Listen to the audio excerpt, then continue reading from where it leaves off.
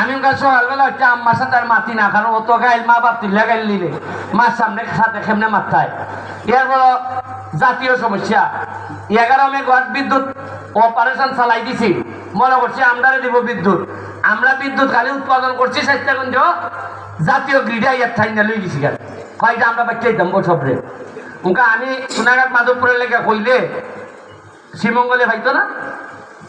এখন রাষ্ট্র তো দেখে তার লেগে সব এলাকা, আমি তো দেখি আমার খালি মাধবপুর সোনারঘাট, আর রাষ্ট্রের কাছে তো আমি অসহায়।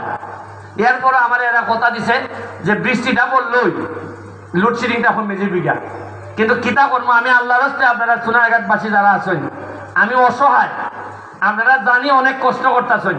আমি এমপি হিসাবে আমি অনেক অসহায় বিভিন্ন ক্ষেত্রে, কিছু কিছু জায়গায় আমি পারি না, তারপর আমি চেষ্টা করে যাইতেছি যাতে কষ্ট কমে, কারণ আমি আপনার ভোট আমানত হিসাবে নিছি। আমি তো